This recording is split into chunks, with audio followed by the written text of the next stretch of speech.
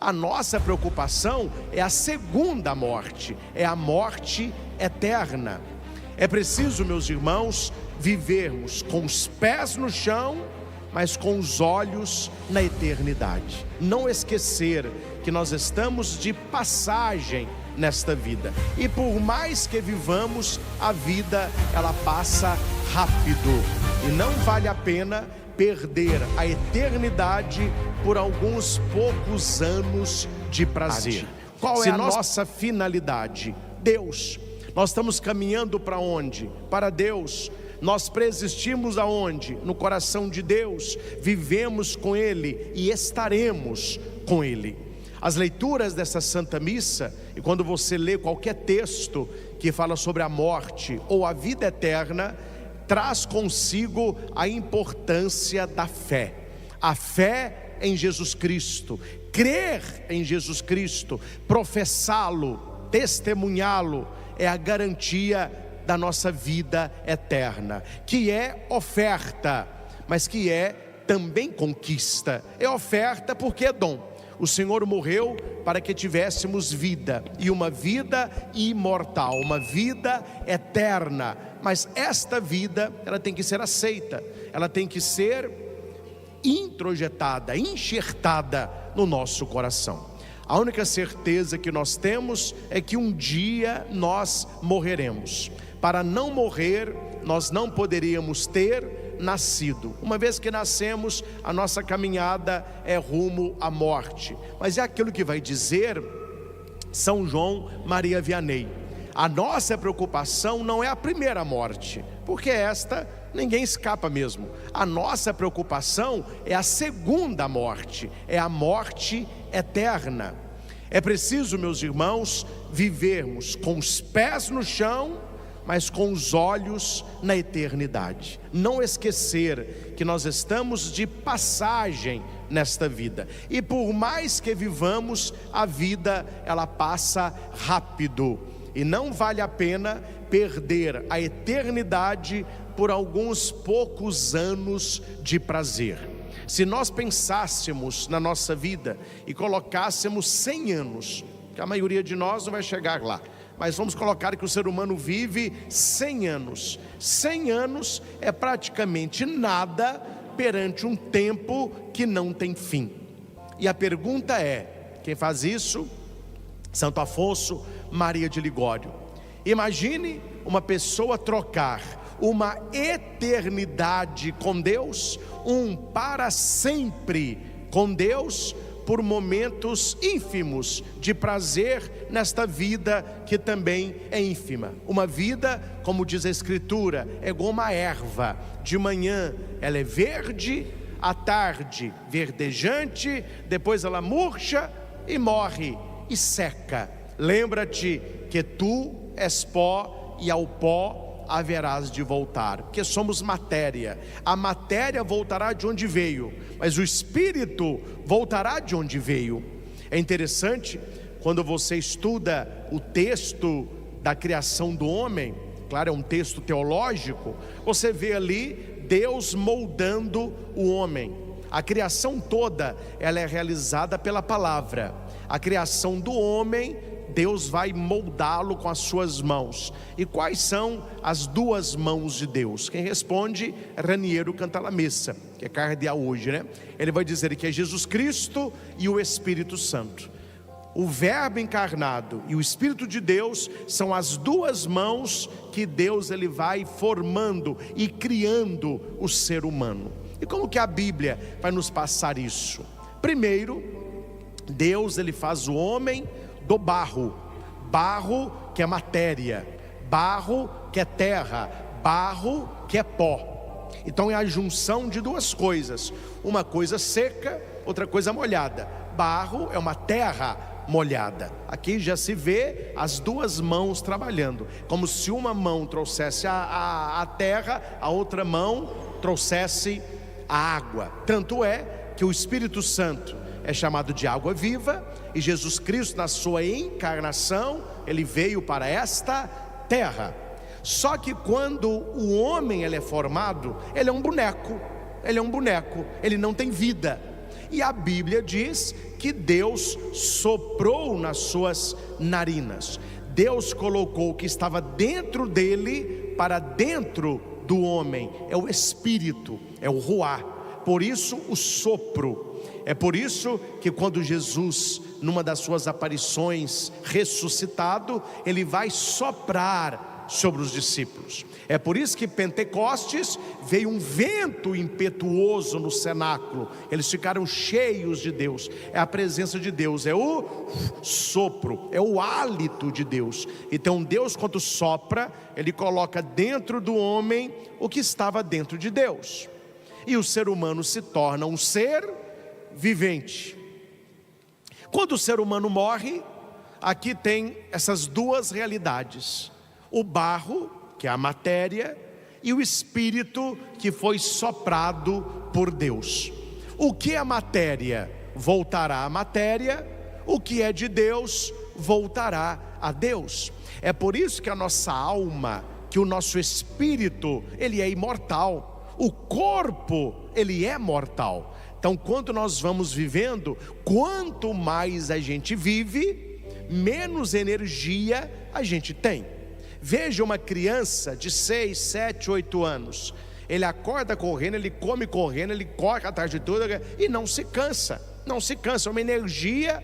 Você vai chegando ali na idade adulta, 20, 30 anos, né? O auge, aí você trabalha e vamos, gente, vai chegando 40, 50, já demora mais a recuperar a energia. Vai chegando 60, você sente um pouco, 70, 80, 90, a idade ela vai pesando, porque a matéria se desgasta.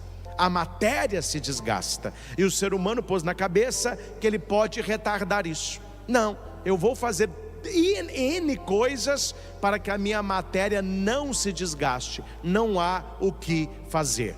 Não há o que fazer. Você pode mudar a aparência, mas você não mudará a essência. Você pode esticar o que você quiser, você pode parecer mais jovem. Não, você parece que não tem 60, você parece que tem 50. A pessoa fica toda, né? O pessoal gosta, né? Nossa, mas quantos anos você tem? 80, que isso? Te dava uns 65. Isso é aparência. A aparência, meu filho, você pode retardar vários anos, mas a nossa idade cronológica, ela cobra, e um dia este tempo findará. É o tempo cronológico, é o tempo do relógio.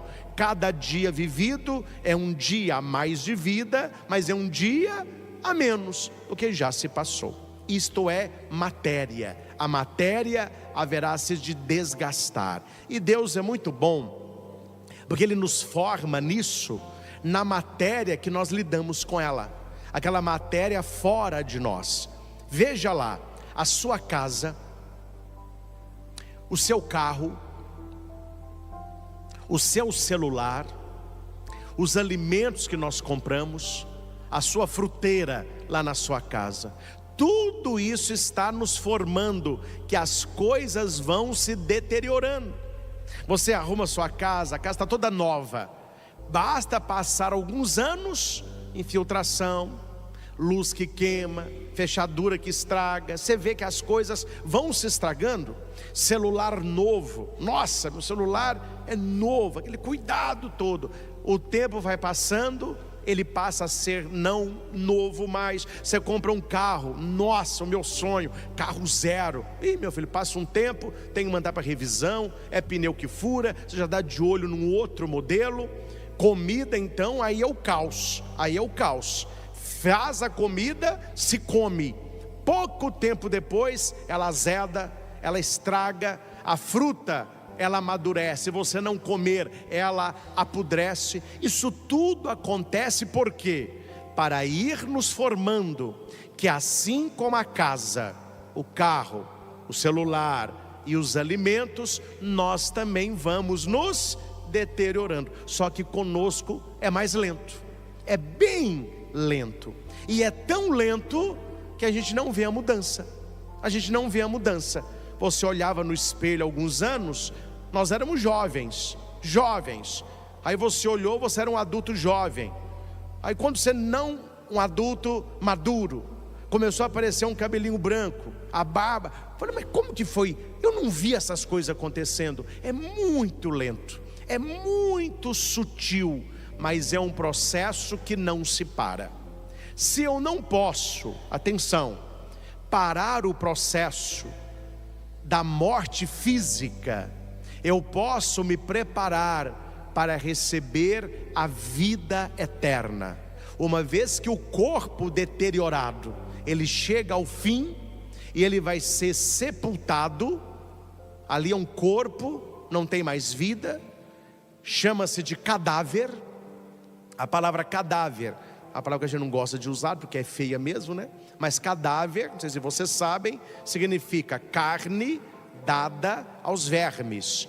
Aí carne ficou o cá, dada, o dá, e vermes, o ver, cadáver. O que é um cadáver? É uma carne dada aos vermes. Ali, meu filho, é para sepultar. Ali é lixo, não tem nada ali. Só que a pergunta é, tá bom, vindo pó, a pessoa morre, ela voltará ao pó. E o sopro de Deus? E o Espírito de Deus? Aí que vem a beleza da nossa fé cristã. Porque o Espírito de Deus, ele não é sepultado. O Espírito da pessoa não está naquela tumba, porque ali está um cadáver, ali está um corpo. Porque a pessoa, ela não morre com o corpo. E isso nos consola. Quando nós fomos sepultar os nossos entes queridos, a gente não chora porque a pessoa morreu. A gente chora porque nós não teremos a convivência com ela mais. O nosso choro não é da morte, o nosso choro é da saudade. Porque eu amo tanto esta pessoa que eu queria ela mais comigo, para a gente conviver, para a gente passear, para a gente abraçar, para a gente conversar. Esta pessoa, ela é tirada do nosso convívio. Esta é a dor, e esta dor é lícita. Por que é lícita? Porque Jesus também chorou. Quando eles contam para Jesus que Lázaro faleceu, Lázaro era um grande amigo de Jesus, Jesus chorou. É o menor versículo da Bíblia, só tem essas duas palavrinhas: Jesus chorou. Não há versículo na Bíblia menor que esse, e não há versículo maior que esse. Jesus que sabe que ressuscitaria Lázaro, mas ele chora. Por que Jesus chora? Ele chora o nosso choro. O choro de perder as pessoas que amamos, o choro de não conviver mais com as pessoas que estavam na nossa vida anos e anos. E como é difícil você voltar a uma vida sem aquela pessoa. É o que nós chamamos de luto.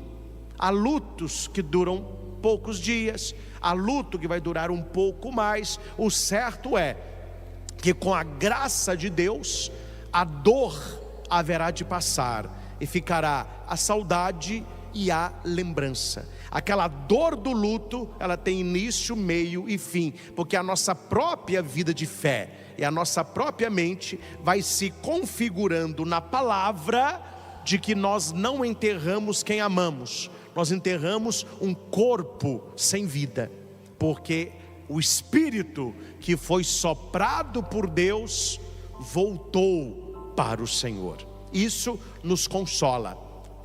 E depois da morte física vem o julgamento particular.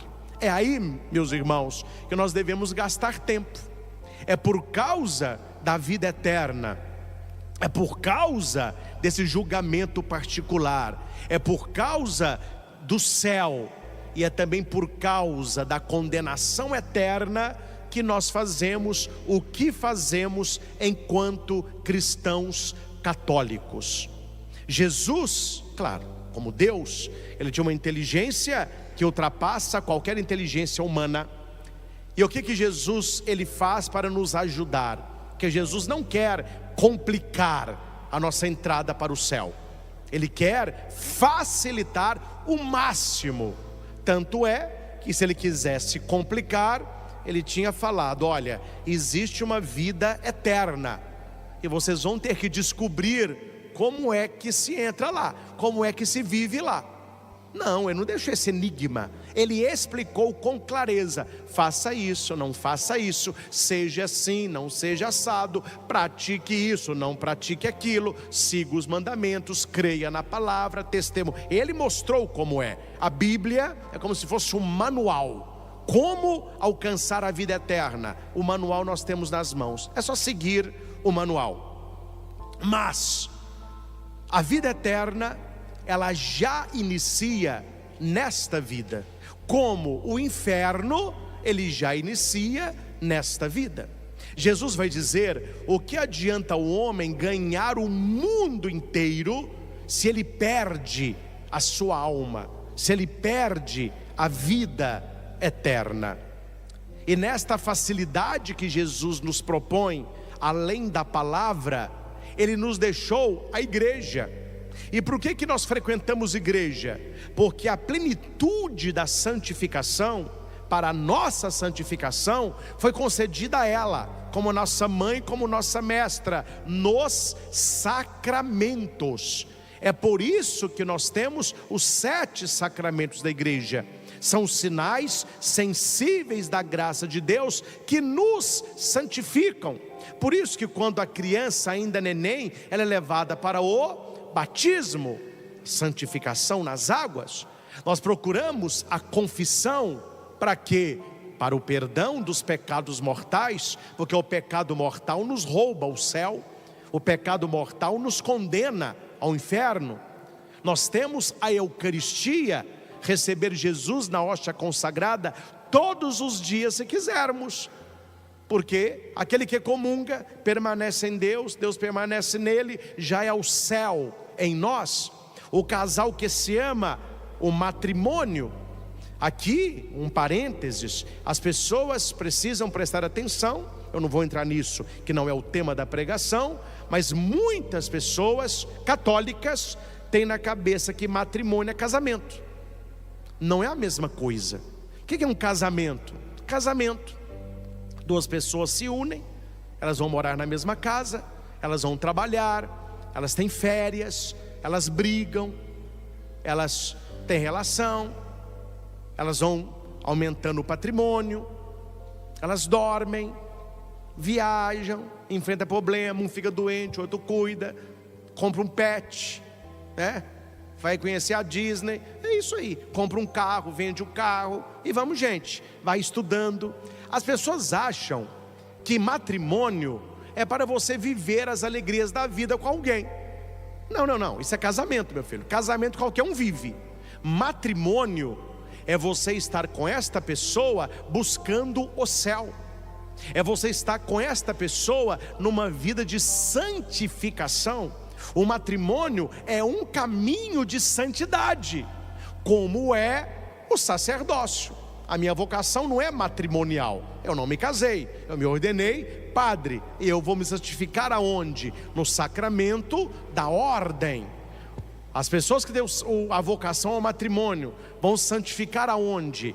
No matrimônio, junto com a sua mulher, junto com o seu esposo, um santificando o outro, o casal santificando os filhos. Matrimônio é santidade, casamento é convivência. Por isso que as pessoas que só se casam, quando a convivência não está bem, elas largam esse e pegam outro, para ver se melhora. Ah, não deu nesse, aí eu vou pegar um outro também. Não vou falar o nome, porque eu não estou dando muito dinheiro para processo não pode falar a verdade, né? Mas vocês conhecem artistas que já se casaram 13, 17, 21 vezes. Porque na cabecinha oca deles, morar com alguém, aquele é casamento. Então, vamos viver a vida a 2. Ah, não está dando? Então, é por isso que Jesus disse, isso é casamento, isso aí é o mundo. Para o matrimônio é diferente. O que Deus uniu, que o homem não separe, porque você vai se santificar neste matrimônio. Então, o matrimônio é caminho para o céu, é caminho para o céu. Nós temos o sacramento da unção dos enfermos. A pessoa doente, que sempre foi de Deus, ela vai receber a unção. E a unção traz 2 coisas. Ela traz conforto para uma morte mais santa, ou ela traz conforto para aquele tempo de recuperação da saúde. Eu digo muito para as pessoas que pedem a unção dos enfermos. Ninguém fica igual depois de uma unção. Ou a pessoa descansa, ou a pessoa melhora.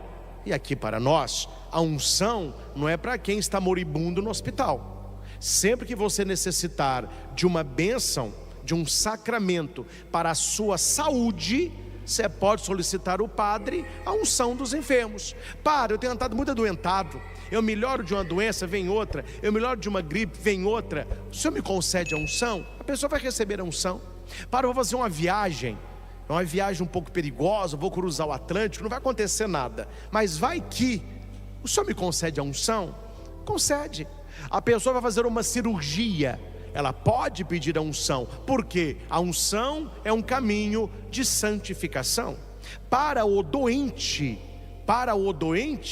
a unção perdoa os pecados. Alguém que está inconsciente, alguém que não consegue falar, alguém que está muito mal, nós damos a unção.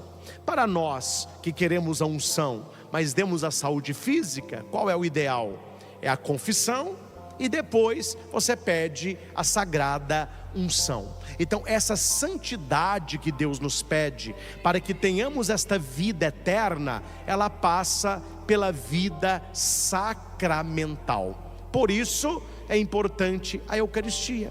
Por isso é importante que o cristão católico frequente a sua igreja pelo menos aos domingos. É por isso que não cabe na nossa cabeça o cristão católico que diz: não, eu sou católico, mas eu não preciso de igreja. Eu sou católico, mas eu rezo em casa. Eu sou católico, mas as minhas orações são com o meu Jesus. Ele está se afastando, não é da igreja enquanto templo, ele está se afastando da vida sacramental, que só acontece na igreja. Então ele está abrindo mão dos meios de santificação que Jesus entregou à sua igreja para facilitar a nossa santidade de vida. Os nossos entes queridos que viveram a vida como nós, na fé em Jesus Cristo, na prática da sua palavra, que buscaram ser amigos de Deus na vida, certamente continuam amigos de Deus após a morte. Aqui fica muito claro, e o catecismo vai dizer isso de maneira muito explícita. Está no catecismo, no parágrafo 1037, 1037. Quando as pessoas dizem assim, atenção, porque você tem que saber responder essas questões. As pessoas dizem assim: você acha que ajude aqui para mim. Você acha que Deus, na sua bondade, que Deus, na sua onipotência, vai condenar alguém ao inferno? É claro que não, né? Pois é, então todo mundo vai para o céu. Não, a sequência não é essa.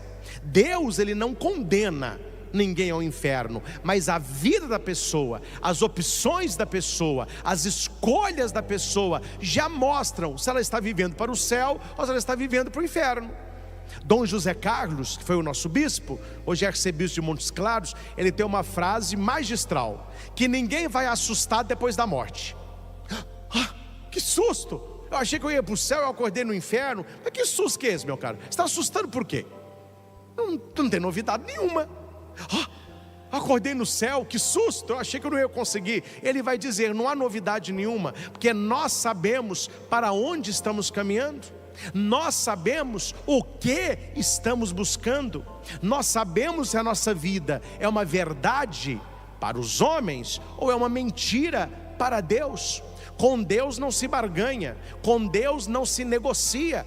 Se você está vivendo a palavra, está cumprindo os mandamentos, nós estamos caminhando para onde? Para Ele.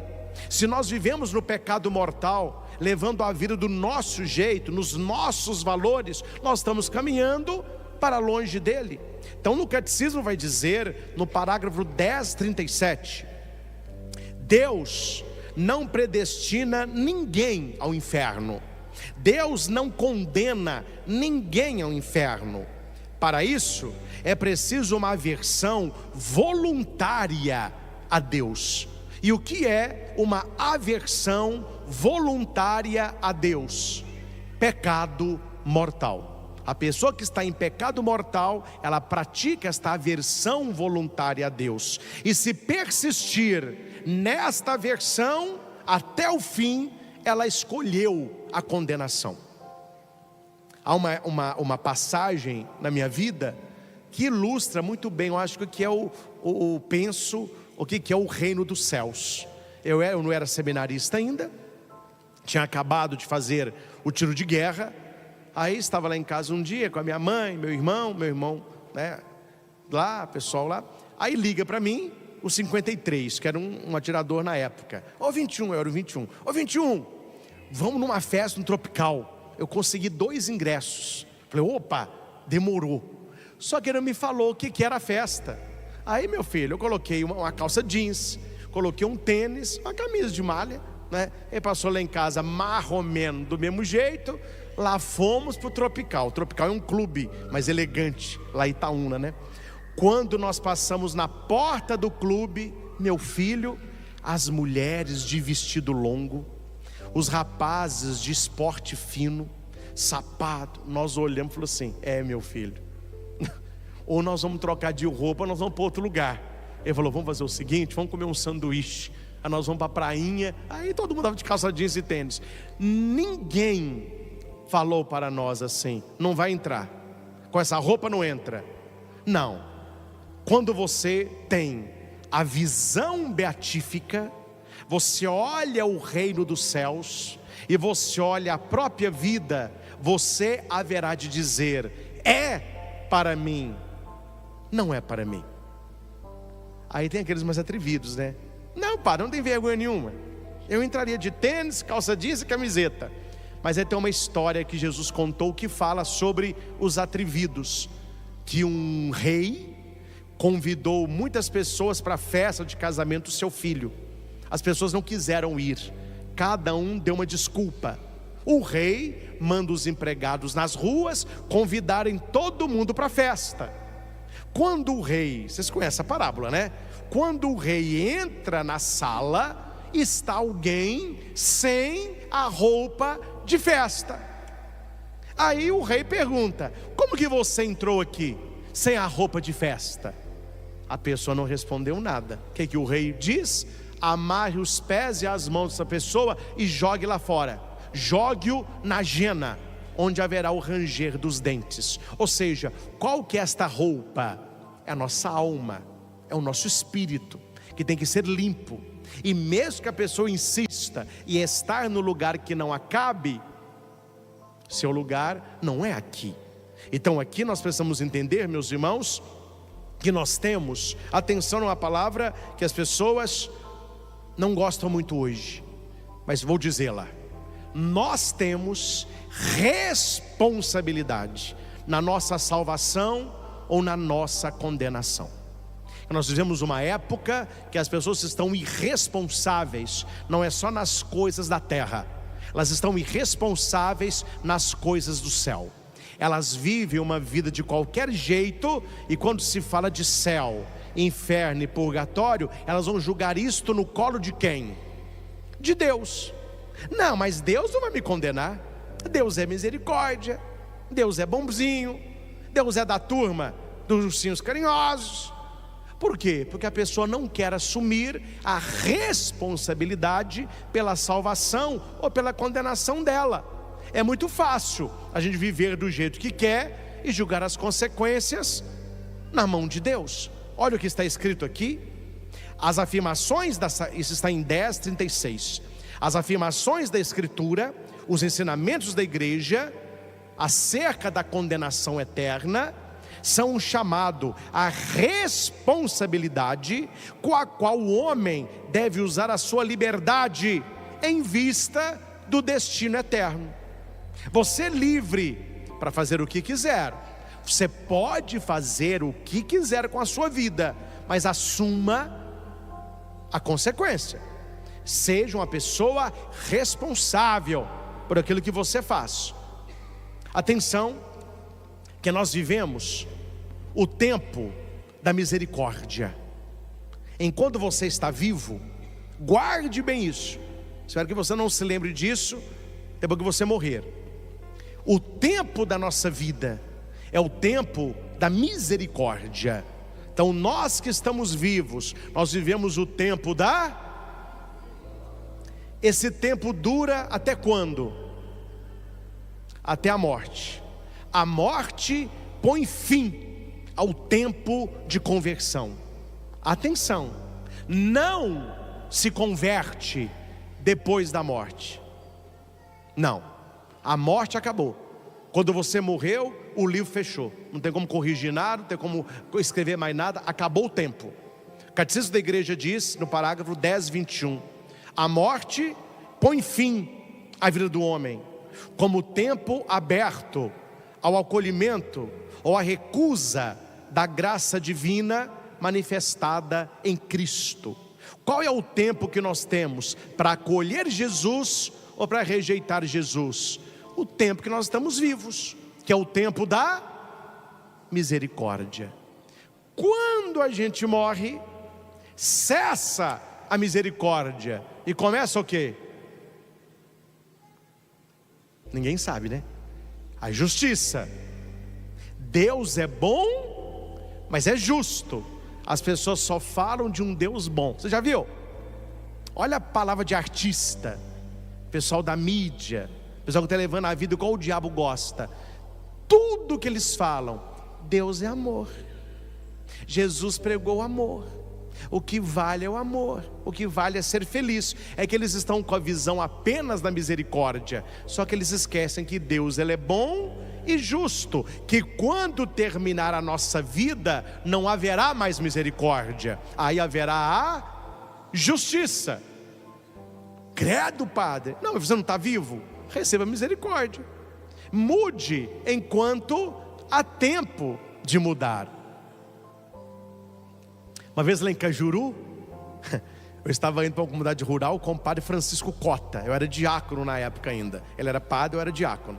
E a gente indo para a comunidade rural, tinha um senhorzinho na beira da estrada pedindo carona.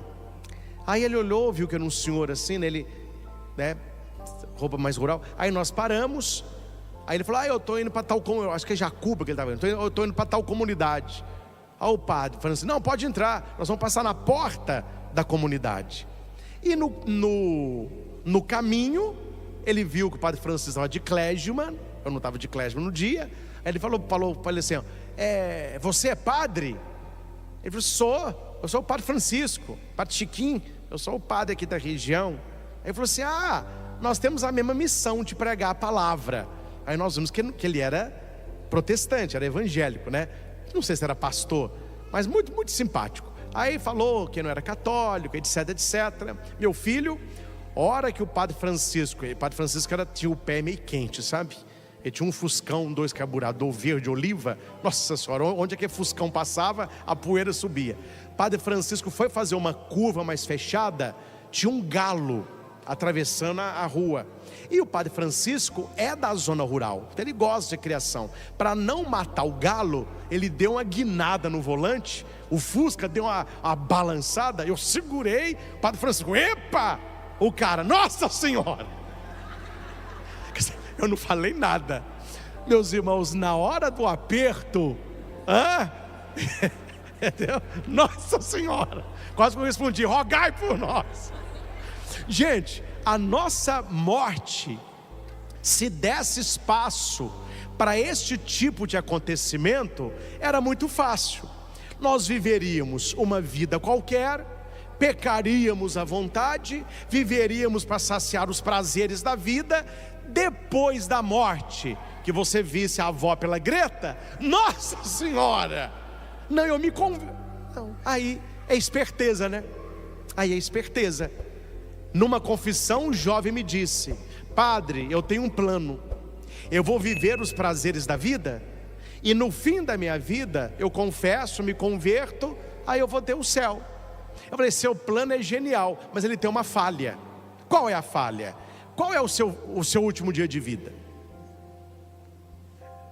Então o seu plano é falho, que você está achando que você vai morrer aos 90, mas eu não garanto que você vai dormir essa noite. Credo. Eu falei, não, é uma possibilidade.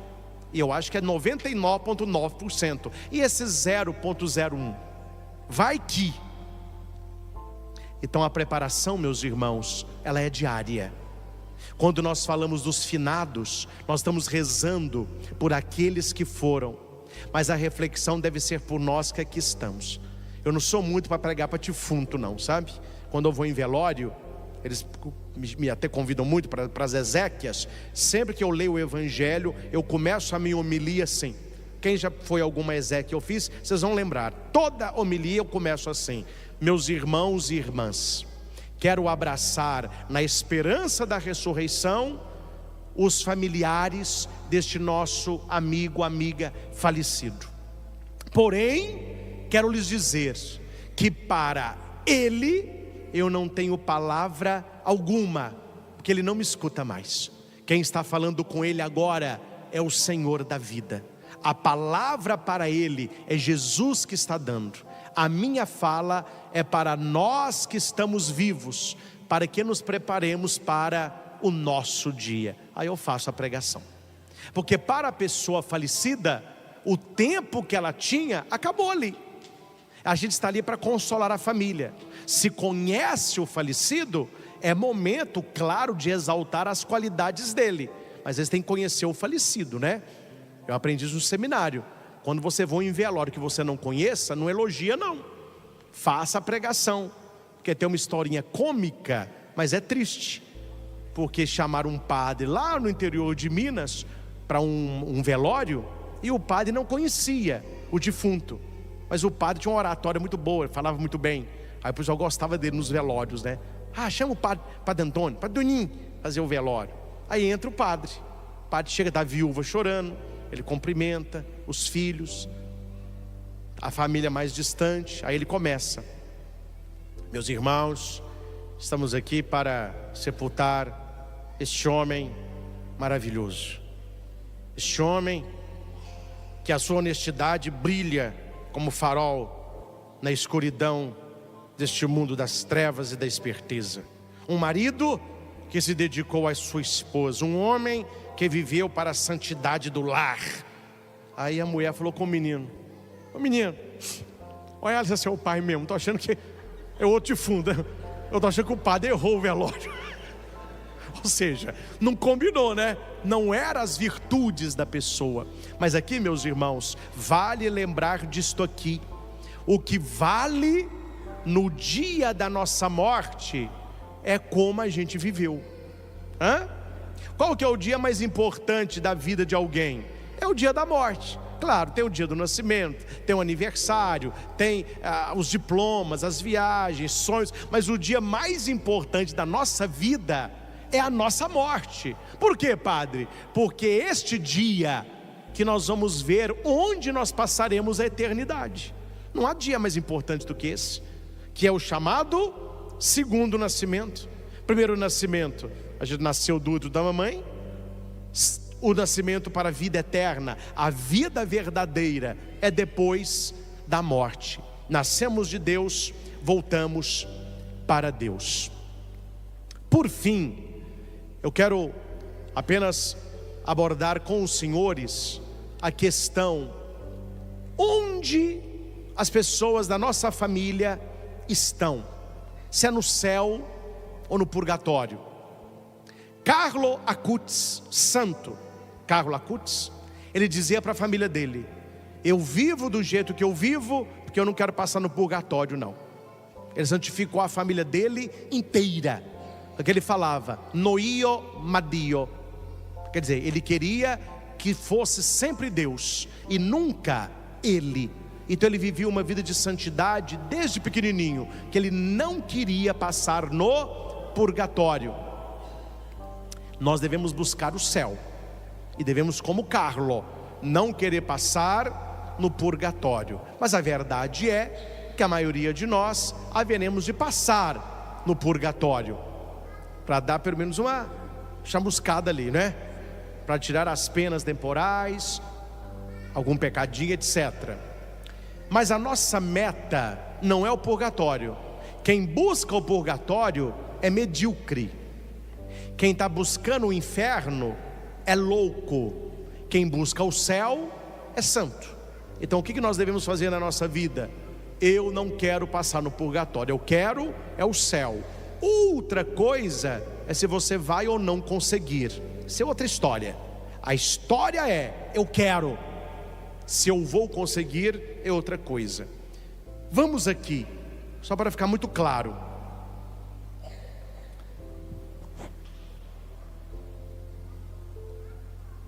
Deixa eu ler só aqui o 10:22, porque é interessante compartilhar com vocês. Quem está em casa e tem o catecismo, vai marcando esses parágrafos aí. 1022. Cada homem recebe em sua alma imortal, o que morre é o corpo, o espírito, a alma não morre, a retribuição eterna a partir do momento da morte, num juízo particular. O que é juízo particular? É você e a sua vida com Deus, particular, que coloca a sua vida em relação à vida de Cristo. É isso que acontece na morte. Claro que a gente não sabe direitinho como é, mas para a gente conseguir visualizar, é mais ou menos assim. Padre Christian morreu, vou para o juízo particular. Eu serei julgado pela minha vida em relação à vida de Cristo e a vida que Cristo tinha para mim. É como se eu olhasse no espelho e visse o Christian que eu deveria ter sido, e olhando para mim eu vejo o Christian que eu fui. Esta diferença é que vai me apontar se é céu, purgatório ou inferno. É a minha vida em relação à vida de Cristo, seja através de uma purificação, purgatório, seja para entrar de imediato na felicidade do céu, santidade de vida, seja para condenar-se de imediato para sempre, inferno. Então ali são 3 caminhos. Primeiro caminho, céu direto. Segundo caminho, purificação. Terceiro caminho, inferno direto. São esses 3 caminhos que nós temos. A pergunta é: padre, qual desses caminhos eu vou trilhar? Não é uma escolha no momento, a escolha já foi feita na vida. Ali é apenas o trilhar. Compreendem isso? Cuidado com pessoas que pregam e ensinam o erro, porque há muitas pessoas vivendo de qualquer jeito, porque na cabeça delas elas podem escolher o caminho depois da morte. Não, o caminho ele é escolhido em vida. O caminho não é escolhido depois da morte. Ajuda essa menininha aqui para mim, por favor. Ajuda aí. Vamos aqui. O caminho do céu. Os que morrem na graça e na amizade de Deus, e que estão totalmente purificados, eles vivem com Cristo para sempre. Eu vou repetir. Os que morrem na graça. O que é morrer na graça, padre? Sem pecado mortal. Sem pecado mortal. Os que morrem na graça e na amizade com Deus. O que é amizade com Deus? Configuração aos valores de Deus. O amigo, ele parece com o amigo, ele tem que se parecer com Deus. Amizade e graça, e que estão totalmente puros. Por isso que eu falo que a maioria de nós devem passar no purgatório, porque morrer totalmente puro é uma luta ferrenha contra o pecado. Estes vivem com Deus, céu direto, é o que nós estamos querendo, né? Segundo, e o purgatório? Os que morrem na graça e na amizade com Deus. É igual ao céu. O céu morre na graça e na amizade com Deus. O purgatório morre na graça e na amizade com Deus. O céu, totalmente purificados. O purgatório, não estão completamente purificados. Embora já tenham a garantia da salvação eterna, passam após a sua morte por uma purificação, a fim de obterem a santidade necessária para entrarem na alegria do céu.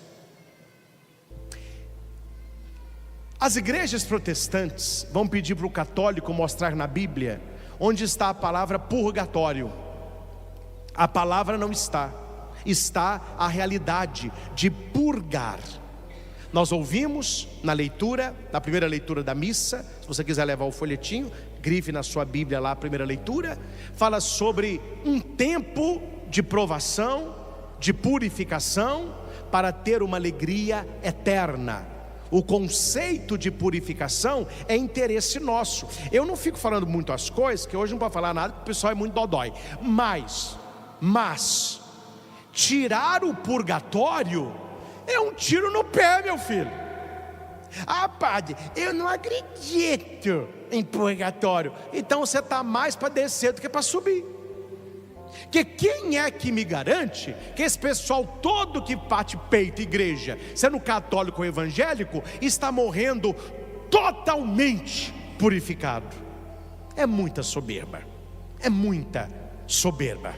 Tanto é que nós temos missa de sétimo dia, nós rezamos pelo Papa falecido, bispo falecido, padre falecido, porque você morrer totalmente purificado, cuidado com isso. Ainda bem que Deus oferece a sua misericórdia para aqueles que estão na graça, na amizade, mas não totalmente.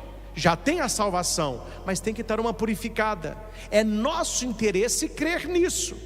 Ah não, padre, eu não acredito. Então, meu filho, você dá mais para ser condenado do que para ser salvo. A coisa é muito clara. A não ser que a pessoa se ache, né? Porque tem gente que se acha, né? Tem gente que se acha, até no mundo espiritual.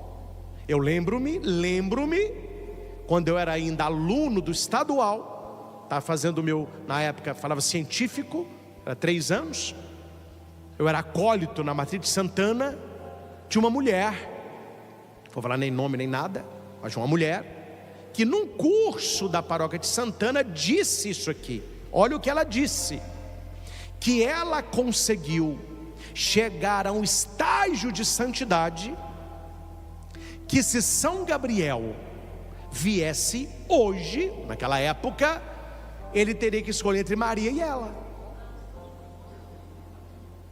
Quer dizer, não tem um parafuso solto, tem uns 4, 5 bambos, né? Mas o que ela tinha? Soberba espiritual. Não, eu sou uma santa viva, se eu morrer agora, é céu. Então cuidado, porque a doutrina do purgatório é a misericórdia de Deus. Atenção, meus irmãos, as pessoas interpretam purgatório errado. O purgatório é a misericórdia de Deus, não para aqueles que viveram sem Deus. Os que viveram sem Deus é a terceira via. Nós estamos na graça e na amizade com Deus, mas não conseguimos chegar lá.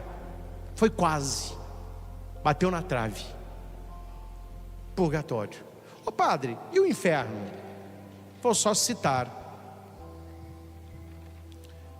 Não podemos estar unidos a Deus se não fizermos livremente a opção de amá-lo. 10.033. Mas não podemos amar a Deus se pecamos gravemente contra Ele, contra o próximo, contra nós mesmos. Morrer em pecado mortal, sem ter se arrependido dele e sem acolher o amor misericordioso de Deus, significa ficar separado de Deus para sempre, pela própria opção. É um estado de auto-exclusão de Deus, é o que nós chamamos de inferno. Uma pessoa que não vive na graça de Deus, não vive na amizade de Deus, não tem como ela entrar imediatamente no céu, nem passar no purgatório, porque ela não vive nem na graça e nem na amizade. É o que a Bíblia chama de ímpio, é aquele que vive como se Deus não existisse. Meus irmãos, hoje, na missa de finados, nós queremos lembrar dos nossos entes queridos falecidos e rezar por eles, porque na maioria dos casos onde eles estarão. Quando eu falo estarão, não é lugar, mas um estado, certamente purgatório. E nada tira mais almas do purgatório do que a Santa Missa. Nada tira mais almas do purgatório do que a Santa Missa. Lembre dos seus avós, os antigos. Eles tinham uma devoção muito forte pelas almas do purgatório.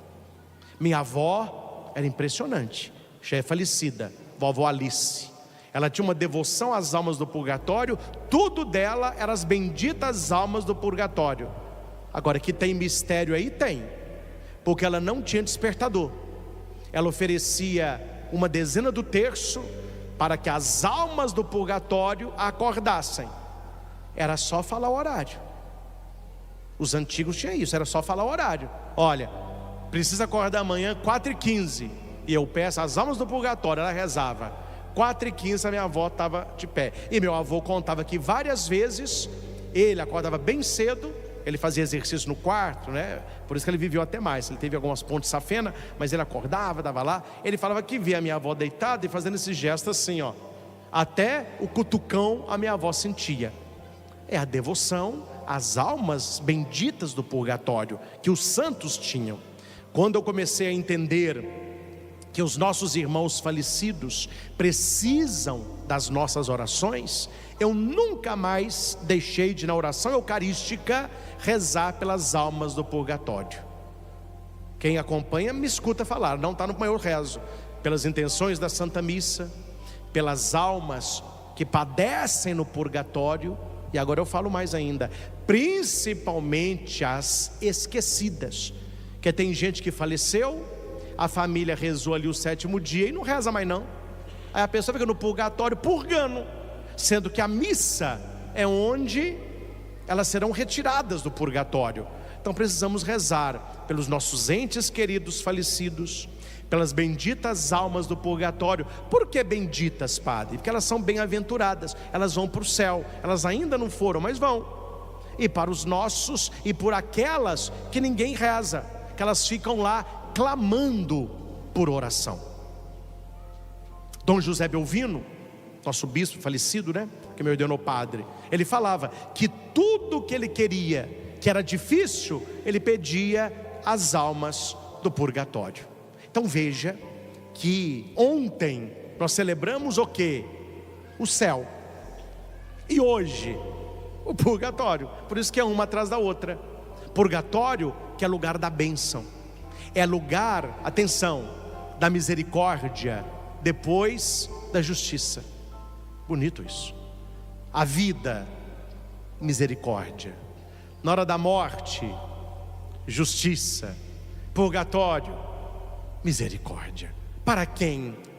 Para quem está na graça e na amizade com Deus. Então hoje, meus irmãos, ficam essas duas lições para nós. A primeira, rezar sempre pelos nossos entes falecidos, marcar missa por eles, no dia do nascimento, no dia da morte.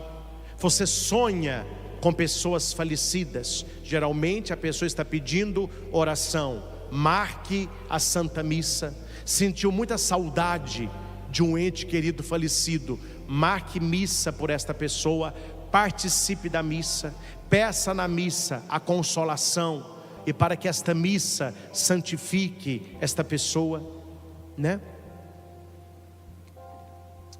E segundo, nós um dia vamos morrer também. Talvez um dia estaremos no estado de purgatório também. Se rezarmos hoje por aqueles que lá estão, um dia alguém rezará por nós. Então, meu filho, viva uma vida que mereça oração pela saudade e não alívio pela ausência, não é? Porque infelizmente há pessoas que quando morrem, a própria família diz, graças a Deus, pelo menos a gente sabe onde que está. Nossa, que pessoa difícil. Não, a nossa morte tem que ser sentida, tem que ser chorada, tem que ser lamentada. Como canta o diácono Nelson Correia, da Canção Nova: só se tem saudade do que foi bom. E se eu chorei, não foi de fraqueza, foi porque amei. Então assim deve ser a nossa vida, uma vida intensa, uma vida cheia de vida, para que as pessoas chorem no dia da nossa morte. Não é pecado chorar pelos entes queridos. Já escutei muita besteira em velório: não chora não. Não chora não, porque não é seu pai, não é sua mãe, então não chora não. Pode chorar à vontade, porque é um ditado medieval que eu gosto muito. Quando você nasceu, todos sorriam e você chorava.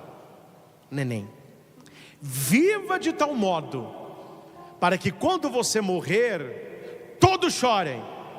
É um sinal de que você estará sorrindo. É isso que eu desejo a todos nós, a começar de mim, que tenhamos uma vida na graça e na amizade com Deus. Nós rezamos pelos nossos entes queridos que já foram, confiando que muitos já estão no céu, confiando que alguns certamente no purgatório. Por isso essa Santa Missa, e colocando também a nossa vida para esta realidade que ninguém escapa: a morte mais cedo ou mais tarde chegará. Essa não deve ser a nossa preocupação. A nossa ocupação é: qual o caminho, olhando a minha vida, que eu vou tomar após a minha morte? Céu direto, a misericórdia do purgatório ou inferno direto? Tudo depende da graça e da amizade que estivermos com Deus. Eu convido a todos, você também que está em casa, a um momento de silêncio e de oração pelos nossos entes falecidos. Todos nós temos pessoas que nós amamos muito e que faleceram: o vovô, a vovó, amigos, parentes, talvez filho, pai, mãe, não sei, mas todos nós temos. Mas eu convido você hoje a um passo na fé. Claro que se você lembrar dessas pessoas, a lágrima pode vir, a tristeza pode vir ao seu coração, mas eu lhes convido hoje a um passo na fé, a lembrar destas pessoas com gratidão no coração, a dizer para Deus assim: apesar da falta que eu sinto, eu quero agradecer porque eu tive a oportunidade de conviver com esta pessoa. Eu tive a oportunidade de ter esta pessoa como minha mãe, como meu pai, como meu amigo, como meu parente, como meu avô, como minha avó. Louvar a Deus pelos anos de vida que esta pessoa passou com você, as alegrias que ela trouxe, aquilo que ela te fez crescer como pessoa. E a morte só é verdade para quem não ama, porque para aquele que ama, a pessoa não morreu, ela permanece viva no coração. E não é um tchau, é um até breve. Eu gosto muito do português quando a gente fala adeus. Você não vai lá no aeroporto me dar adeus, não? Eu gosto muito do adeus no velório. O que é adeus? Não é isso aqui não, ó. Eu estou entregando a pessoa a Deus. Isto é o velório nosso, a Deus, porque um dia eu também vou estar em Deus, e nós vamos nos encontrar, onde todas as lágrimas serão enxugadas. Saibam, meus irmãos, é apenas um tempo, um dia nós vamos nos encontrar com todos aqueles que nós trazemos a saudade. A lágrima será enxugada e viveremos para sempre com nosso Senhor. Não vale a pena perder tudo isso pelas ilusões do mal nesta terra. Se nós não tivermos fé, já era. Tudo é possível aquele que crê. O contrário também é verdade. Se tudo é possível ao que tem fé, para aquele que não tem fé, as coisas são mais difíceis.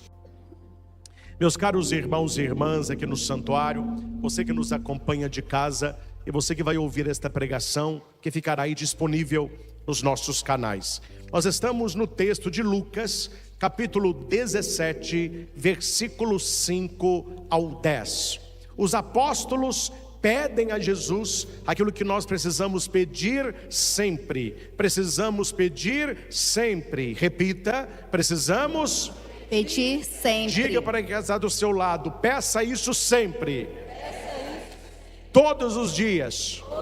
Sem se cansar. Sem se cansar. Com insistência. Com insistência. Com perseverança. Perseverança. É, meu filho, porque o negócio não é fácil não. Se nós não tivermos fé, já era.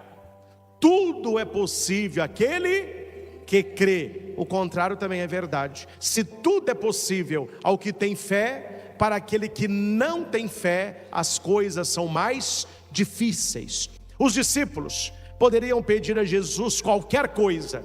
Jesus, dá-nos saúde. Jesus, dá-nos beleza. Jesus, dá-nos riqueza. Jesus, dá-nos uma esposa. Jesus, aumenta a nossa fé. Aumenta a nossa fé. Eu não sei o tamanho da sua fé. O que nós aprendemos com o texto é que, dependente do tamanho da nossa fé, da profundidade da nossa fé, ela pode ser aumentada. Agradecido sempre, conformado jamais. Repita, agradecido sempre, conformado jamais. Eu quero é mais. A nossa fé, ela deve crescer, ela deve se aprofundar. E a fé, que aqui vem do grego pistis. Pistis significa um volver também do intelecto, um volver da vontade, um curvar-se perante a palavra de Deus. Fé é confiança. Aquele que confia tem fé, aquele que não tem fé não confia. E quando eu falo de confiança, é uma atitude do coração, é uma atitude de dentro para fora. E a atitude interior, ela se manifesta na vida exterior. A fé que nós trazemos no coração, ela é manifesta na nossa vida, nas nossas atitudes, nas nossas palavras. Conta-se que tinha uma cidade no Nordeste que estava enfrentando uma seca brava, mas aquela seca terrível. Já é seca lá, mas essa seca se prolongou ainda mais. O padre da paróquia, querendo mobilizar as pessoas em oração, ele disse assim: vamos no próximo sábado de manhã levar latas de água para jogar no pé do cruzeiro, clamando chuva. É uma tradição antiga. Quando não chovia, as pessoas jogavam água no pé do cruzeiro. Vou abrir um parênteses, naquela época tinham cruzeiros, né? Naquela época tinham várias cruzes pela cidade. Hoje já não vê quase nada, mas naquela época tinha. E o padre chamou então toda a paróquia, pegou o grupo de jovens, falou: olha, vocês vêm, vamos fazer uma caminhada animada. Vamos jogar água no pé da cruz, porque nós vamos pedir chuva. Meu filho, o povo atendeu o padre. No sábado de manhã, mas estava uma festa, pessoal cantando, pessoal passou bronzeador, chapeuzinho, óculos escuro, pessoal de bermuda, camiseta, pessoal cantando, pessoal levou pandeirinho, violão, pessoal também, né, vendendo água mineral. Olha, água mineral R$1, água mineral R$1, com gás, sem gás e picolé, e aquela festa, e o pessoal subindo para o cruzeiro, carregando as latinhas de água. No meio da multidão, uma criança chamou a atenção e foi alvo de certos comentários negativos. Todo mundo estava curtindo aquela caminhada. A criança estava de galocha, de capa de chuva, guarda-chuva, todo encapotado. E as pessoas falavam: o que é isso, menino? Você está passando mal? E ele não respondia nada. E o padre, vendo aquela criança, respondeu assim: pelo visto, só essa criança tem fé naquilo que nós estamos indo fazer. Uma coisa pequena, mas aquela criança perguntou à mãe: por que nós vamos jogar água no pé da cruz? E a mãe disse: é para chover, meu filho. Ele já estava preparado para a tempestade. No meio daquele povo todo, somente aquela criança tinha. Então note, não é fácil ter fé. Não é fácil você ver um céu sem nuvem alguma, com um sol de 40 graus, e você está de galocha, capa de chuva, guarda-chuva, com a certeza, vai chover, porque nós vamos rezar, eu tenho fé e Deus mandará o que a gente precisa. Por isso que nós precisamos pedir sempre: Senhor, eu creio, mas... Quantas vezes você já rezou isso? Quantas vezes nós já falamos isso? E diremos até o fim da nossa vida. A fé, ela pode sempre ser aumentada. E Jesus, no texto, ele vai dizer que não interessa o tamanho da fé, interessa a pureza da fé, a intensidade da fé, a confiança da fé. E Jesus, ele vai pegar a menor semente que existe, que ele conhecia na época, que é a semente de mostarda. É a menor sementinha. E ele vai dizer para aquele povo, porque a maioria do povo que estava escutando Jesus, eles eram agricultores, eles trabalhavam, nas lavouras, então eles entendiam de semente. E Jesus disse: se vós tivesseis fé, mesmo pequena, não precisa ter uma fé muito grande, se você tiver uma fé mesmo pequena, como um grão de mostarda, ela é pequena, mas é poderosa, poderias dizer a esta amoreira. No texto original, é que nós não temos, então eles traduzem por amoreira, mas é sicômoro. É uma árvore onde ele tem raízes, tanto para o lado como para o fundo. E várias árvores podem ser transplantadas. Pode tirar uma árvore daqui e colocá-la para lá.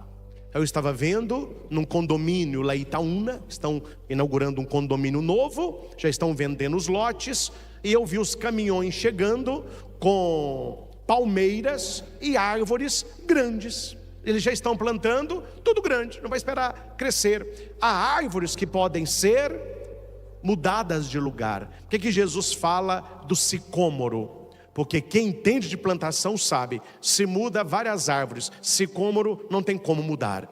É um trabalhão, ele tem raízes tanto para o lado como para o fundo. Então uma vez plantado, ali ele vai ficar. E Jesus disse isso: olha, uma árvore que o ser humano não consegue mudá-la de lugar, não consegue arrancá-la, pela fé, você não tem que fazer força nenhuma braçal. Se você tivesse fé do tamanho de um grãozinho de mostarda, você olharia para esta árvore e diria: arranca-te daqui e lança-te ao mar, planta-se ao mar. Ela sairia e se plantaria no mar.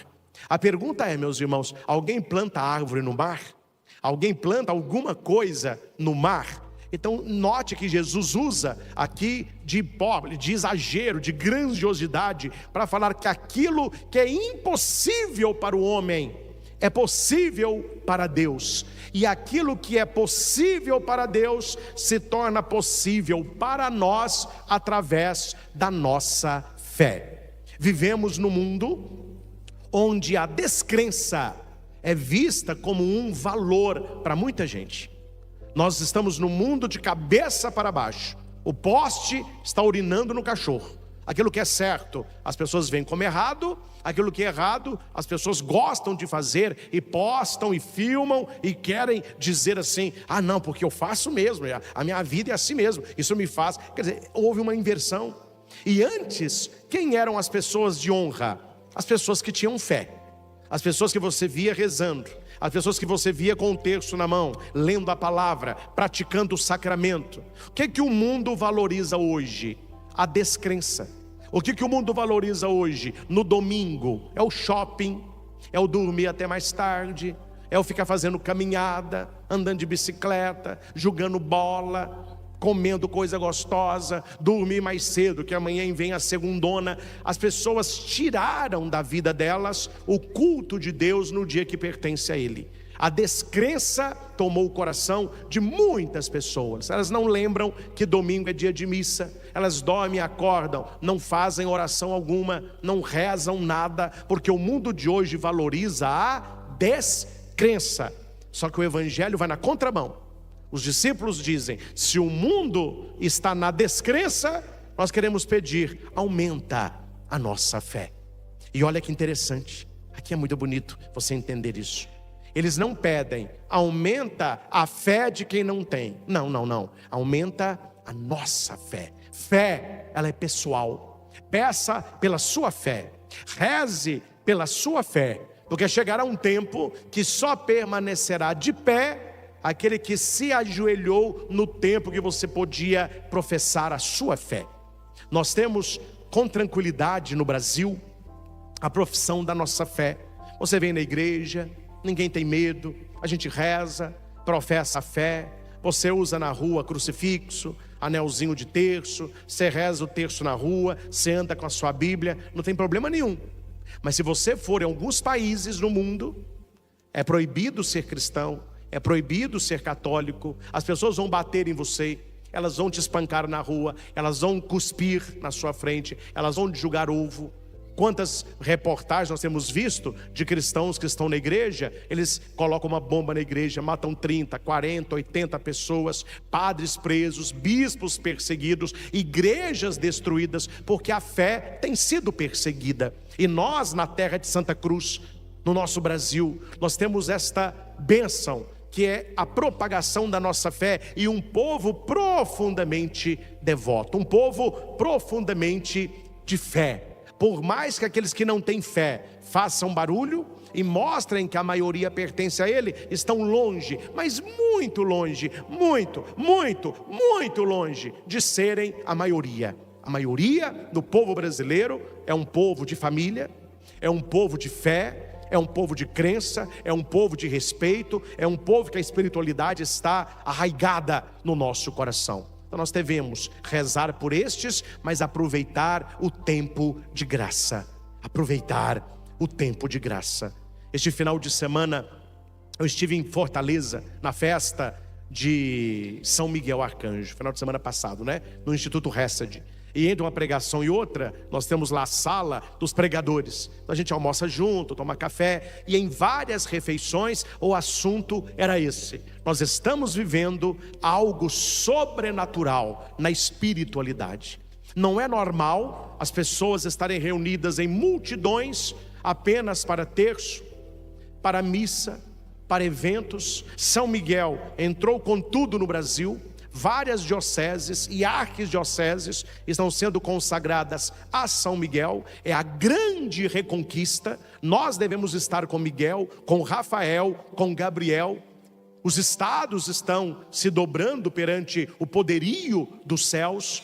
Nós vemos a festa de São Miguel lá no Hesed. Não tinha onde pôr mais gente. Você via a festa de São Miguel na Canção Nova, não tinha onde pôr mais gente. Você via a festa de São Miguel no Santuário de São Miguel, não tinha onde pôr mais gente. Está tudo lotado, igrejas lotadas. Eu que tenho a graça de viajar o Brasil afora, sempre que eu estou com os padres falam: padre, aqui na nossa paróquia nós temos 3 missas, 4 missas, 5 missas por final de semana, todas cheias.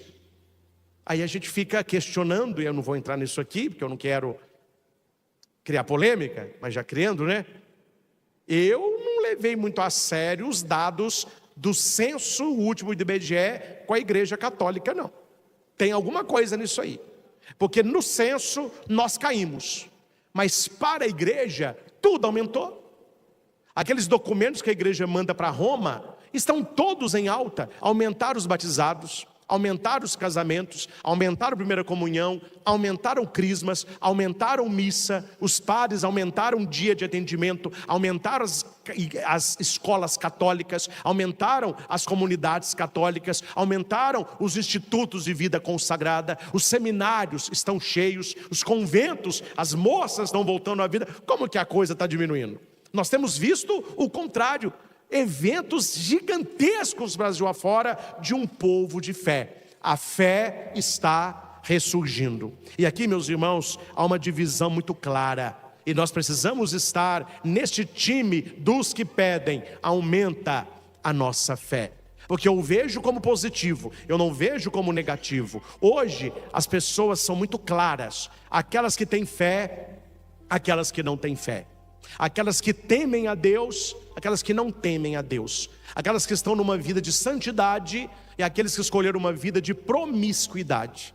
Eu não vou entrar aqui no que é, porque vocês são inteligentes. Antes, o que era feito entre 4 paredes, porque era visto como vergonhoso, hoje tem desfile, tem parada.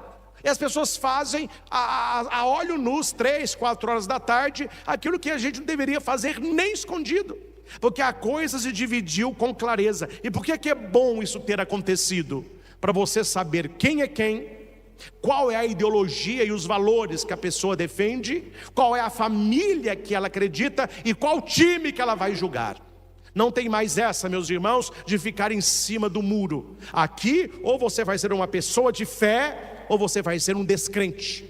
Ou você vai ser um filho da igreja, ou você vai ser um filho da perdição. Ou você vai estar buscando sacramentos, ou você vai estar buscando o prazer do mundo. Senhor, aumenta a nossa fé. Olha, tenha fé do tamanho de um grãozinho de mostarda.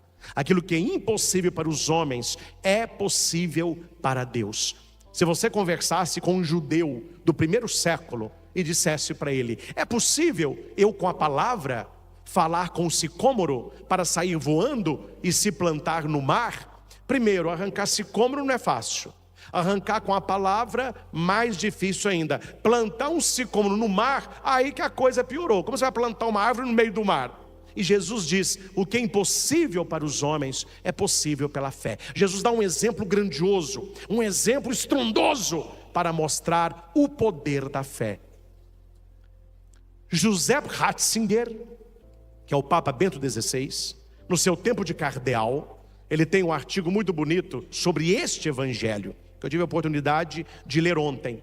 Ele vai dizer o seguinte: que se a fé, ela é capaz de arrancar um sicômoro com essa raiz, fazê-lo sair voando e se plantar no mar onde não se planta nada, se ela é capaz de fazer este extraordinário, imagina o que ela não pode fazer na nossa vida, com coisas bem menores do que arrancar uma árvore e plantá-la no mar.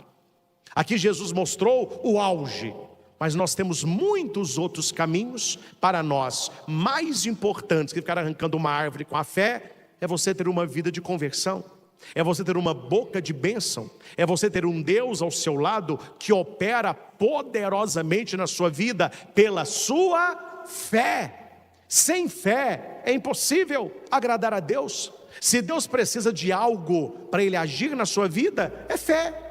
Há um texto muito triste na Bíblia, muito triste, quando Jesus vai na sua terra natal. Eu sempre cito esse texto porque ele me incomoda. Jesus já era um pregador conhecido, já era naquela época, uma palavra que a gente usa hoje, né, famoso, todos sabiam quem ele era, um homem poderoso em palavra, em milagre e exorcismos. Onde Jesus chegava, eles falavam: ele é um grande pregador, ele realiza milagres e ele expulsa demônios. Depois que Jesus já estava bem conhecido, ele vai aonde? A Nazaré, a sua terra natal. Meus irmãos, que vexame, que vexame.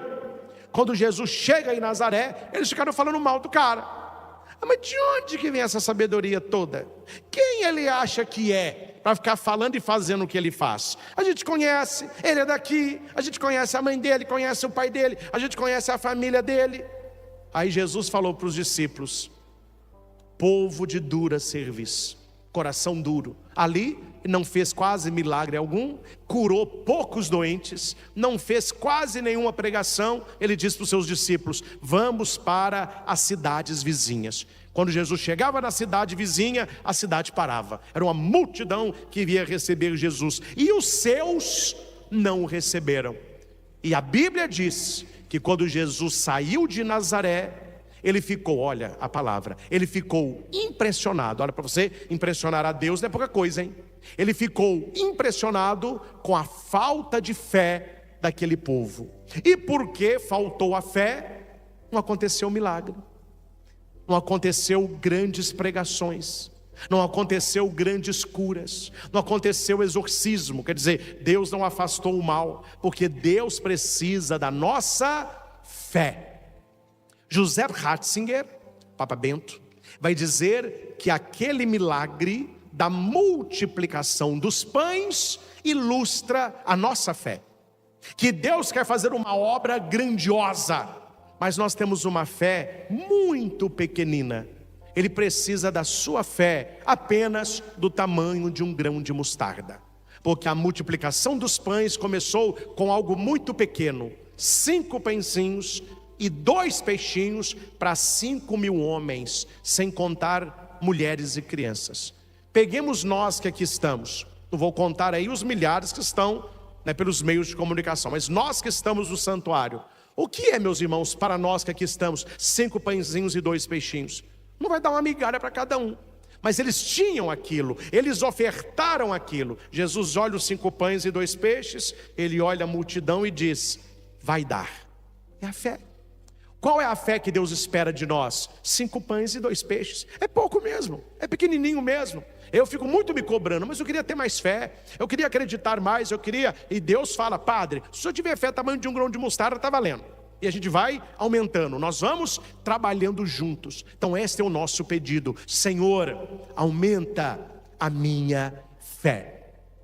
Não quero aprofundar, que nós não temos tempo para isso, mas eu não poderia deixar de ir ao catecismo da Igreja Católica. Eu sempre digo isso: Bíblia anda de mãos dadas com o catecismo da Igreja Católica. E aqui eu falo sem medo de contrariar A ou B, porque se contrariar, quem está contrariado está errado mesmo. Se a pessoa tem uma pregação ou um ensinamento, seja quem for, que vá contra o catecismo da igreja, isso não é doutrina, é opinião dele, é opinião dela. Seja pregador, seja padre, seja quem for, porque tem muita gente pregando coisas erradas por aí, ensinando para o povo coisas erradas, que não é a doutrina da igreja, é a opinião da pessoa. E aqui eu digo sem ser grosseiro, que esta pessoa que tem o microfone e o púlpito, guarde a opinião dela para ela. Ninguém quer saber a opinião dela, ninguém interessa pela opinião dela. Eu não sei se os senhores são assim. Eu não sei se quando vocês vêm à missa e vêm aqui ao santuário, temos hoje aí várias caravanas, vários visitantes. Eu vou lá para ouvir qual que é a opinião do Padre Christian. Meu filho, você não está aqui para ouvir opinião de padre. Você está aqui para ouvir a doutrina sólida, receber o ensinamento firme. Eu não vou entrar aqui porque é a minha pregação de outro momento, mas nós temos aqui, na segunda leitura, um conselho de Paulo para os achistas, que a igreja está cheia de achistas. Eu acho isso, eu acho que é pecado, eu acho que não é pecado. Tem confissão, meu filho. O penitente vai buscar uma orientação no confessionário, o padre fala com a pessoa: eu acho que isso não é. Mas o que o padre está achando? O que um cara desse acha? Não tem que achar nada, é ou não é. E aqui São Paulo vai dizer: olha, reaviva a chama de Deus, não te envergonhes do testemunho de Jesus, usa um compêndio das palavras sábios em matéria de fé. O catecismo da Igreja Católica é o compêndio da nossa doutrina. Usa esse compêndio e guarda o precioso depósito que é a doutrina católica. Então Paulo está nos alertando: cuidado com achismo, cuidado com quem prega muito mais para agradar do que para converter. Eu não vou aqui entrar nessa mazela, nessa bagunça, porque senão eles ficam detonando o padre. Mas eu fico de olho na internet, no Instagram principalmente, de alguns perfis, até irmãozinhos nossos, pregadores, que respondem diariamente perguntas dos fiéis, e não há momento algum um chamado à conversão, um chamado à palavra e à doutrina. É sempre passando mão na cabeça, é sempre beijinho, é sempre abraço. Daqui a pouco a pessoa perde a salvação dela e vai levar uma multidão com ela para o inferno. Porque não é você agredir a pessoa, mas é você levá-la a um caminho de conversão, a uma experiência profunda de fé. Meus irmãos, me mostrem, porque se você me mostrar, eu mudo a minha pregação. Me mostre na Bíblia, mas tem que ser na Bíblia. Uma pessoa que teve uma experiência de fé com Jesus Cristo, que não mudou de vida. Onde que você tem na Bíblia Jesus estando com o pecador para que o pecador continuasse pecador? Jesus sentando na roda com os pecadores para pecar com eles. Jesus andando com prostituta para se prostituir com elas. Não existe isso. Quando Maria Madalena, uma mulher, estava com 7 demônios, ela recebe de Deus uma libertação, ela muda a sua vida. Ela larga a sua vida antiga e segue a Jesus. Mateus era esperto, era cobrador de imposto. Jesus diz para ele: vem e segue-me. Ele larga a banca, ele larga aquela vida e passa a ser um apóstolo de nosso Senhor. Zaqueu, outro trambiqueiro, roubava, estava em cima de um galho. Jesus fala: olha, eu quero estar na tua casa. Jesus nem chamou o cara à conversão: eu quero estar na tua família. Quando Jesus entra naquela casa, o que ele diz? Senhor, eu vou mudar de vida, eu vou devolver o que eu roubei, eu vou dar metade para os pobres. Não há uma pessoa que entre em contato com nosso Senhor de verdade e que não tenha uma conversão, que não mude de vida. Eu fico muito preocupado com pessoas que tinham uma vida mundana, agora têm uma vida eclesial, mas continua a mesma coisa. Quer dizer, onde está a conversão? Onde está a mudança de vida? Porque no Evangelho nós vemos inúmeras conversões. A pessoa, ela recebe algo de Cristo, ela muda de vida. Eu gosto muito daquele cego Bartimeu. Ele grita para Jesus que ele queria ver. Aqui é uma visão também de fé, né? Jesus o cura, e Jesus diz para ele: vai, a tua fé te curou. Como que o Evangelho acaba? Daquele momento em diante, o cego seguia Jesus pelo caminho. Quer dizer, ele se apaixonou tanto pelo Senhor que ele não conseguia ficar longe. Então nós precisamos entrar em contato com a fé e pedir realmente que esta fé nos renove e nos converta a cada dia. E indo ao catecismo, você tem algo sólido para a sua vida. Vou apenas citar, não há tempo para explicações, mas eu faço questão que você marque aí no seu catecismo o parágrafo 153, olha, eu estou no inicinho do catecismo, 153 até o 165.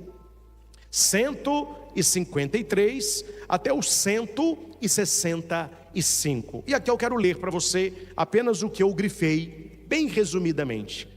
Aqui se chama as características da fé. Eu que tenho fé, quais são? Muito obrigado. Quais são as características da minha fé? O que eu tenho que olhar para saber se eu tenho fé? Um exemplo rápido, eu gosto muito de analogia que a gente compreende melhor. Como que eu sei que alguém está gripado? Eu não vejo a gripe. Prazer, padre. Prazer, quem é você? A gripe. Não, nunca vi. Mas eu sei que a pessoa está gripada. Como? Febre, nariz escorrendo, corpo ruim, não quer comer. Ah, meu filho, você pegou um resfriado daqueles, viu?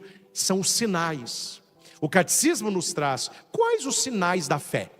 A gente não vê a fé, como a gente não vê a gripe, mas eu sei identificar a gripe. Como que eu identifico a fé? O catecismo me diz: primeiro, a fé é uma graça. Repita: a fé é um dom de Deus, uma virtude sobrenatural infundida por Ele.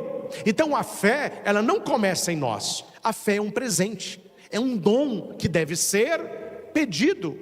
A fé é também um ato humano. A fé é também olha para você ver, ela é graça, mas ela é um ato humano. É o parágrafo 154. Não contraria nem a liberdade, nem a inteligência do homem confiar em Deus e aderir às verdades por Ele reveladas. Então a fé é uma graça, mas é uma atitude minha ter fé. Eu olho para aquilo que Deus revelou, eu tenho essa abstração da revelação de Deus e eu tenho uma atitude de fé. No parágrafo 156, a fé também é algo da inteligência. O motivo de crer não é o fato de as verdades reveladas aparecerem como verdadeiras e inteligíveis à razão natural. Ou seja, então isso é racional, isso tem lógica, então eu vou crer. O catecismo diz que crer não é um fato que acontece assim.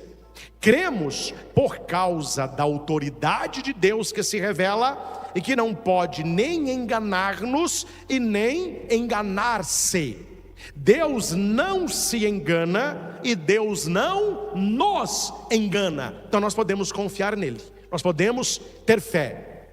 A fé é certa. Repita de novo. A fé é certa. Você que está comigo pelos canais no YouTube, escreva aí no comentário: a fé é certa. Isso está no parágrafo 157. Atenção, que você deveria saber esse parágrafo de cor.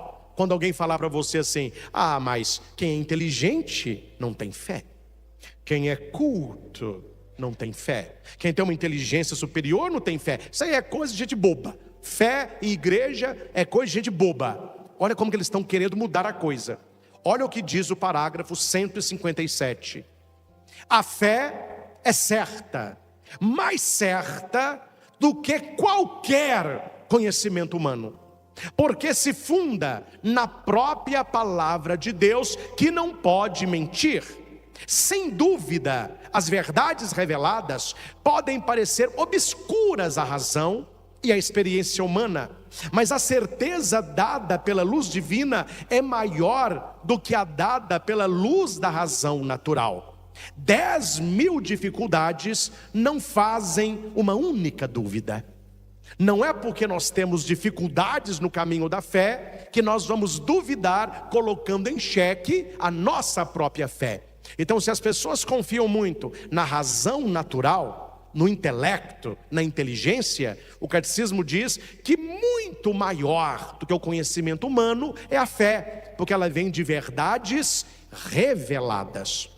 No parágrafo 160 temos algo importante, e aqui eu gostei, porque para quem não tem fé, parece que ela é obrigada a ter fé. Olha para cá. Você já notou que nós que temos fé respeitamos quem não tem? Mas você já notou que quem não tem fé quer acabar com a nossa fé? Eu vou repetir, porque a coisa tem que ser falada clara. Nós que temos fé respeitamos quem não tem. Meu filho, você quer ir para o inferno, o problema é seu. Mas aquele que não tem fé, ele fica incomodado com a nossa fé. E todo aquele que não tem fé, ele parte para o ataque. Então ele critica o sacramento, ele critica a igreja, ele critica você que vai à missa, ele critica você que levanta 4 horas da manhã para rezar terço.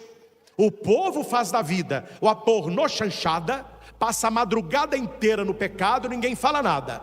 Aí alguém levanta 4 horas para rezar o terço, aí, mas tem problema, essa pessoa aí, por quê? Notem, o crente, ele não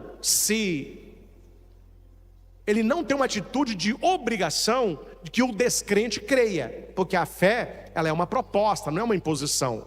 Mas é interessante como que o descrente, ele se incomoda com o crente, ou seja, com quem crê. E o catecismo vai dizer, parágrafo 160, para que o ato de fé seja humano, o homem deve responder a Deus crendo de livre vontade. Ninguém deve ser forçado contra a sua vontade a abraçar a fé, porque a fé é um ato voluntário. Há quem creia e há quem não creia.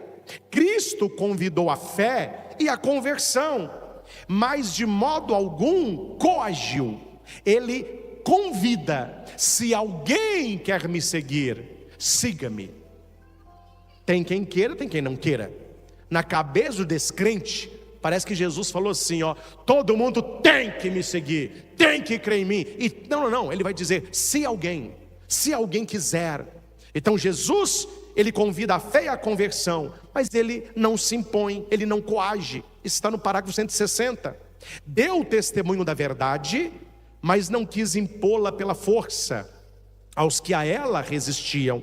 Seu reino se estende graças ao amor com que Cristo, exaltado na cruz, atrai os homens a si. Então a fé não é algo obrigatória, mas é algo que Deus nos oferece. Feliz daquele que aceita.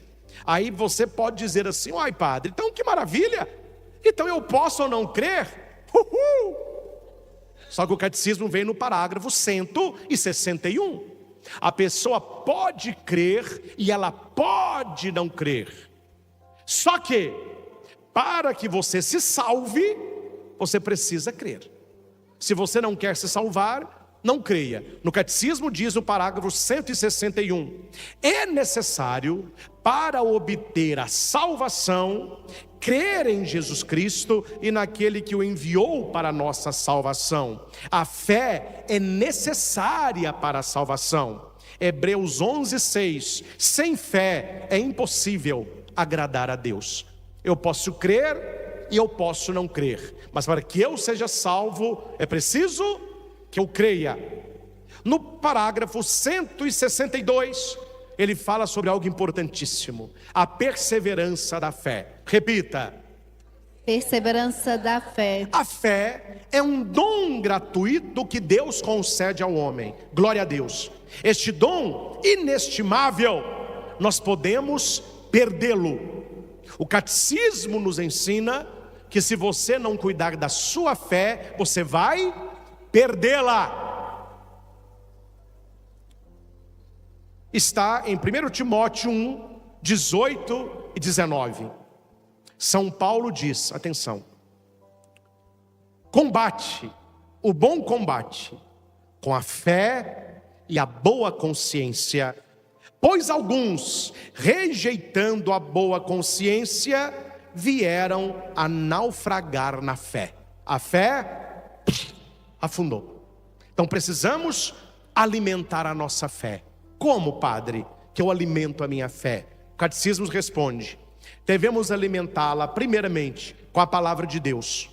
Devemos implorar ao Senhor que aumente. Senhor, eu creio, mas aumentai a minha fé. Ela deve agir pela caridade, ser carregada pela esperança e estar enraizada na fé da igreja. Estar enraizada na fé. Sabe, tem gente chata, viu? Sabe, eu creio em Jesus, mas eu não vou à igreja. Eu creio do meu jeito. Eu e meu Deus nos entendemos. O catecismo diz que uma fé fora da igreja é uma fé inventada pela própria concupiscência, por uma mente louca. Porque Jesus sempre ele reuniu a igreja em torno dele. A nossa fé, ela deve ser pela caridade, carregada pela esperança e ter as suas raízes na fé da igreja. Por quê? Porque foi a igreja que recebeu o depósito da fé. Depositum fidei. Não foi você que a recebeu.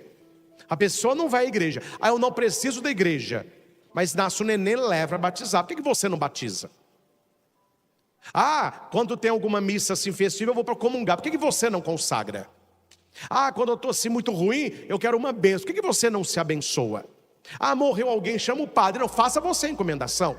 Quer dizer, as pessoas são utilitaristas. Elas dizem que não precisam até precisarem. Até precisarem. Então note que a verdadeira fé, ela está enraizada na igreja. E por fim, no parágrafo 163, a igreja nos ensina que a fé faz-nos desgustar, como por antecipação, alegria e a luz da visão beatífica, meta da nossa caminhada na terra. Ou seja, a pessoa que tem fé, ela já vive o céu na terra. Santa Teresinha do Menino Jesus: eu quero viver o meu céu fazendo bem sobre a terra, porque ela tinha fé. A pessoa que tem fé, ela não vai viver as alegrias de Deus depois da morte. A pessoa que tem fé, ela já experimenta o poder de Deus nesta vida, amém? Ela já recebe as graças de Deus nesta vida, amém?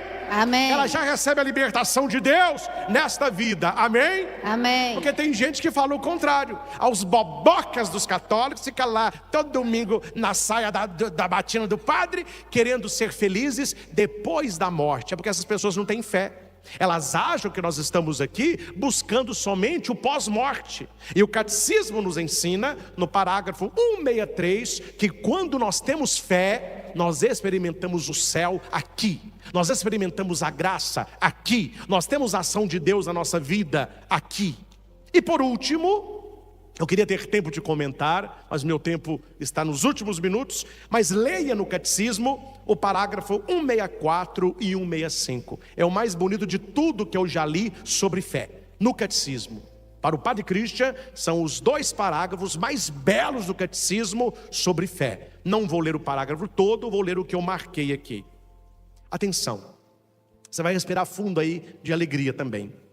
Luminosa em virtude daquele em que ela crê, a fé é muitas vezes vivida na obscuridade. Fé, para muita gente, é você ter uma vida de clareza, de alegria. Não, a nossa fé muitas vezes ela é vivida no escuro. A gente anda como se fosse as apalpadelas. Olha o que diz aqui o catecismo. A fé, ela pode ser posta à prova. O mundo em que vivemos muitas vezes parece estar bem longe daquilo que a fé nos assegura. As experiências do mal, o sofrimento, as injustiças, as mortes parecem contradizer a boa nova. Podem abalar a fé e tornar-se para ela uma tentação. O catecismo está falando que a nossa vida não é fácil, que nós vamos enfrentar injustiças, mal, sofrimento, morte, e que nesses momentos a nossa fé dá uma... mas não pode cair não, viu gente? Ela só dá uma balançada. E aqui está escrito: é então que devemos voltar-nos aos testemunhos da fé. Porque olhando a pessoa que tem fé, a gente tem mais fé. E o catecismo coloca 2: Abraão e Nossa Senhora. Abraão, o pai da fé. Maria, a que se entregou pela fé. E termina citando Hebreus 12, 1, 2. Olha que bonito.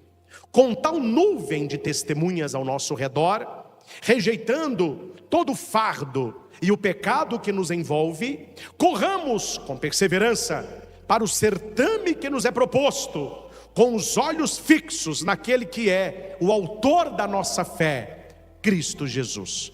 O catecismo é magistral. Por mais difícil que a sua vida seja, por mais injustiça que você sofra, quando a morte visitar a sua vida, quando a doença vier no seu corpo, quando o sofrimento visitar a tua alma, mantenha os olhos fixos em Jesus e diga no seu coração: apesar de tudo, eu sei em quem eu coloquei a minha fé. Meus irmãos, que esse domingo possa iluminar a nossa vida, encher o nosso coração de esperança, e que possamos buscar esta fé, a fé apostólica, a fé católica, a fé que nos leva ao coração de nosso Senhor, porque aquele que crê não será confundido. Tudo é possível àquele que crê. Tenhamos, meus irmãos, uma fé pelo menos do tamanho de um grãozinho de mostarda, e nós veremos a graça e o poder de Deus se manifestando na nossa história. Esta pregação falou ao seu coração? Copie o link e mande para os seus amigos, seus grupos de casais, sua equipe de liturgia, seu WhatsApp do seu trabalho. Quantas pessoas precisam de uma palavra dessa para voltarem a crer e alimentar a fé como uma chama que não deve se apagar? Que Deus nos abençoe. Que Nossa Senhora, a mãe da fé, nos ajude a termos uma fé profunda, uma fé que nos leva ao sagrado coração de Jesus. Louvado seja nosso Senhor Jesus Cristo, para sempre seja louvado.